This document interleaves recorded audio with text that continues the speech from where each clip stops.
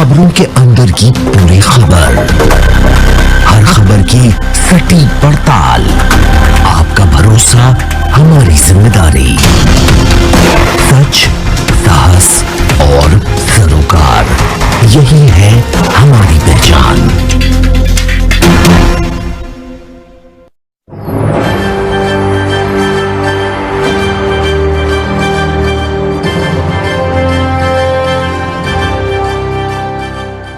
नमस्कार, राजस्थान मोर्चा न्यूज में आपका स्वागत है और मैं हूं आपके साथ दीप्ति भटनागर। आइए नजर डालते हैं आज की कुछ खास खबर। मैं हूं शानली शेख, आप देख रहे हैं राजस्थान मोर्चा न्यूज चैनल।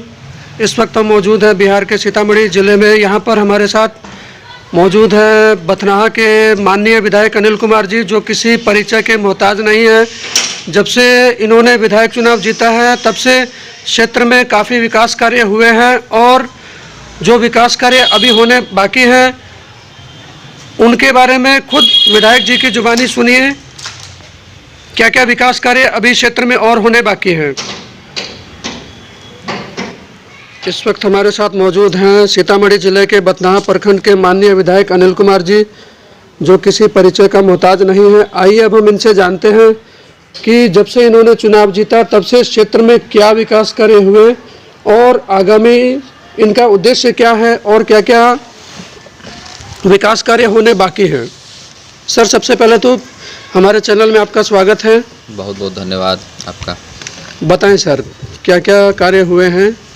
बथनाहा विधानसभा सीतामढ़ी जिला का एक राजनीतिक दृष्टिकोण से बहुत अहम विधानसभा होता है और चाहे यहाँ लोकसभा का चुनाव हो चाहे विधानसभा का चुनाव हो,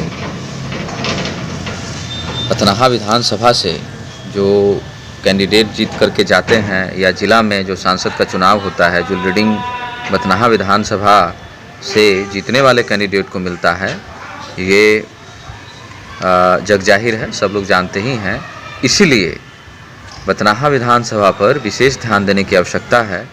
एज ए विधायक, एज ए एमएलए, हमने बथनाहा विधानसभा में बहुत सारी योजनाओं को ग्रास रूट पर इम्प्लीमेंट करने के लिए उसका प्लेटफॉर्म हम लोगों ने तैयार किया। इस एक साल के अंतर्गत इस कोरोना काल में भी करीब 15 रोड बनकर के तैयार हुए, जिसमें से करीब 7 से 8 रोड का शिलान्यास हमने किया और वो रोड भी बनकर के तैयार हो गए।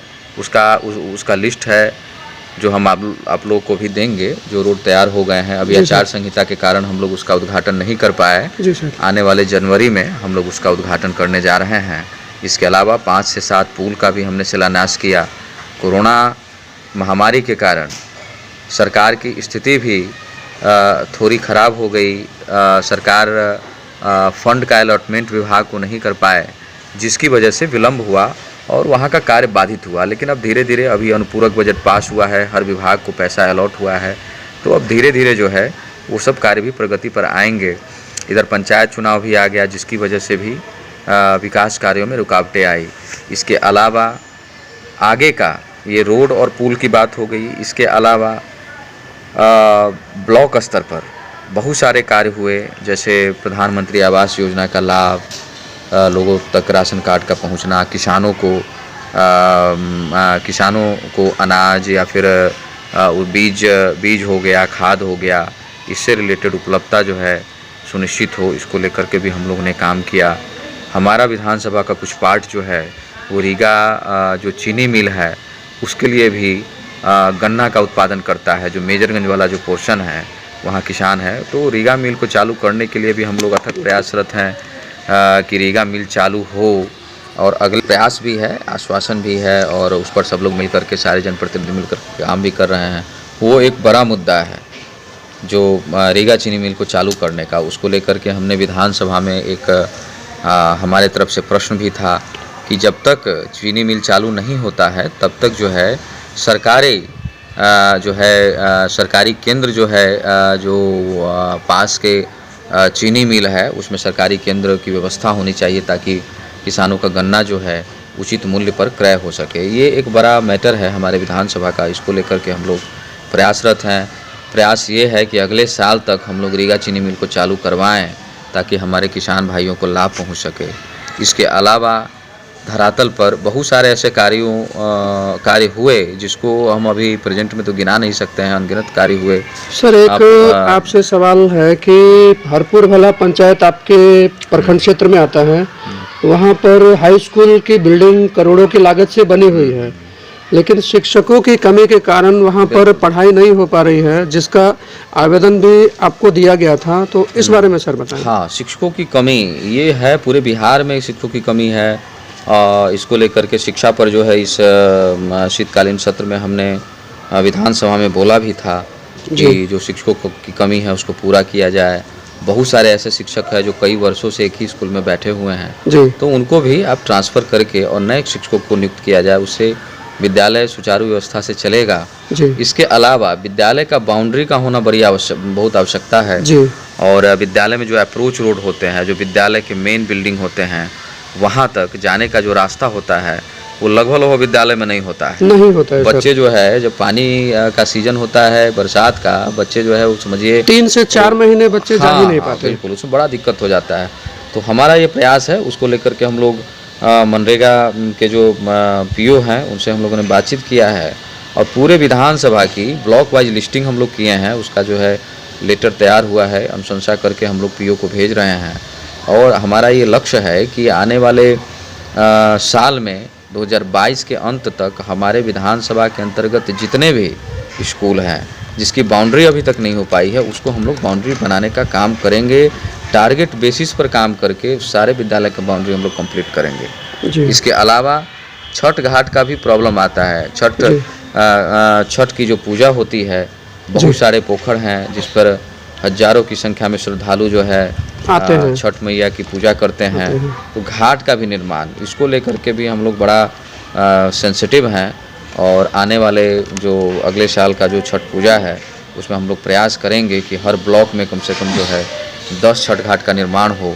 और इस तरह से 3 ब्लॉक है, टोटल 30 जो है, वो भी हम लोग प्रयास करेंगे कि मनरेगा पदाधिकारी उस पर काम करे। फैला एक्टिव हुआ, काफ़ी नुकसान हुआ, वो अपने बिहार में नहीं हुआ, ये उनका एक अच्छा पहल ही था। उन्होंने काफ़ी ग्राउंड पर काम किया जिसकी वजह से ऐसा संभव हो पाया। बिहार वासियों को स्वास्थ्य विभाग से काफ़ी लाभ मिला इस कोरोना काल में।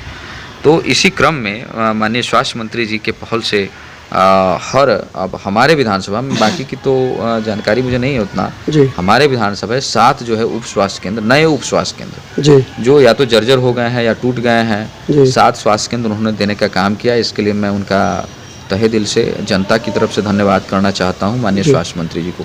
7 उप स्वास्थ्य केंद्र जिसमें आपका भलाभली तो इस बार नहीं है, लेकिन अगले वित्तीय वर्ष में हम लोग चाहेंगे कि भलाभली का नाम उसमें आए। हाँ, इसमें जैसे पोखरभिंडा हो गया, दिघी हो गया, इसके अलावा होगा रनौली, आपका रुपौली रुपहरा हो गया, हाँ बसबिट्टा हो गया।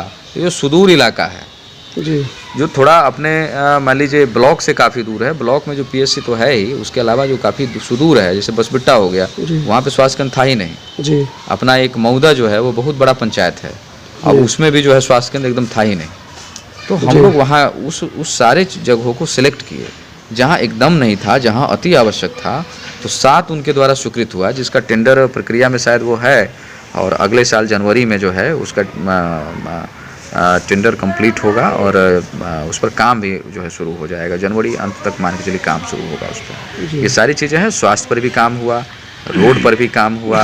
रोड तो कई रोड इस कोरोना काल में बने हैं, उसका तो हम लोग रिपोर्ट तैयार कर रहे हैं। ऐसे आप मीडिया के माध्यम से पूछ रहे हैं, और हम अपना भी एक जो है रिपोर्ट तैयार करने जा रहे हैं जिसमें हमने क्या काम किया वो जो है जानकारी जनता को और जनता को होनी चाहिए कि विधानसभा अंतर्गत क्या क्या कार्य हुए। तो सारी डिटेल्स हम लोग बनाएंगे और वो जनता तक हम लोग पहुंचाएंगे, आम जनता तक। ये सारी चीज़ें हैं। इसके अलावा हाँ, ये सारी चीज़ें हैं।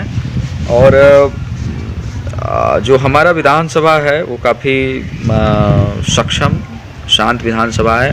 हर समाज के लिए, हर धर्म के लिए हम लोग काम करते हैं। अभी आपका जो कब्रगाह है उसके लिए भी हमने अनुशंसा किया है, उसकी बाउंड्री के लिए अनुशंसा किया है। हर स्तर पर कार्य हो रहे हैं। प्रतिदिन हम 11-12 बजे तक लोगों से मिलते हैं, जन समस्याओं को सुनते हैं। जी। सीतामढ़ी जिला के जी। हर विधानसभा से लोग यहाँ आते हैं जी। और उनकी समस्याओं को सुनने का काम करते हैं। इसमें मैं उन सभी पदाधिकारियों को भी धन्यवाद प्रकट करता हूँ, जी। चाहे वो जिलाधिकारी हों, चाहे वो एसपी साहब जी। हो, चाहे अन्य पदाधिकारी हों। वो जो जेन्युइन कार्य है हमारे द्वारा, हमेशा जेन्युइन कार्य, जनता के हित में जो कार्य है वो कार्य किए जाते हैं। और उसके लिए हमने जब भी कहा है, उन्होंने बड़े एक्टिव होकर के सारे पदाधिकारियों ने काम किया है। इसके लिए मैं उन सब का बहुत धन्यवाद प्रकट करता हूँ। ये सारी चीज़ें हैं, हर स्तर पर कार्य हो रहा है और हम लोग बेहतरीन अपने हमारे जो कार्यकाल है, इस कार्यकाल में हम लोग बहुत कुछ देने वाले हैं विधानसभा को, वो धीरे धीरे दिखेगा। बथनाहा प्रखंड के अंतर्गत अल्पसंख्यक समाज के भी काफ़ी लोग आते हैं, तो अल्पसंख्यक समाज के लिए क्या कुछ योजनाएं हैं सरकार की? हाँ, बिल्कुल। अल्पसंख्यक समाज के लिए बहुत सारी योजनाएं जो है सरकार के द्वारा क्रियान्वित हो रही है। जी। जैसे मदरसों में भी आप देखते होइएगा, पहले क्या था, स्कूल में जो है बच्चियों को साइकिल मिलता था, मदरसों में मिलना शुरू हुआ है। जी। उसमें भी जो है जो मौलवी हैं या जो पढ़ाते हैं उनको भी, टीचर हैं, उनको भी जो है पेमेंट की उपलब्धता कराई गई है। हर स्तर पर सरकार के द्वारा कार्य किए जा रहे हैं। अब ये नहीं है कि भाई सारे समाज बराबर हैं। जी। और चाहे वो अल्पसंख्यक हो चाहे बहुसंख्यक हो, इसका कोई औचित्य नहीं है। नीतीश सरकार ने बहुत सारे कार्य किए, अल्पसंख्यकों के लिए भी किए हैं। उसका तो मैं आपको एक जो है हमारे पास है, उसका मैं लिस्ट ही आपको दे दूंगा कि सरकार के द्वारा क्या क्या कार्य हुआ धरातल पे। और चाहे अल्पसंख्यक समाज के लोग भी हमारे पास आते हैं और बहुतायत में आते हैं। जी। बहुतायत में आते हैं। अब तो मान लीजिए वो लोग कहते भी हैं कि विधायक जी, जिस तरह से आप कार्य करते हैं और हम लोग आपसे जुड़ना चाहते हैं, वो जुड़ते भी हैं, उनका हम लोग कार्य भी करते हैं, चाहे वो किसी भी विभाग का काम हो। बड़े जो है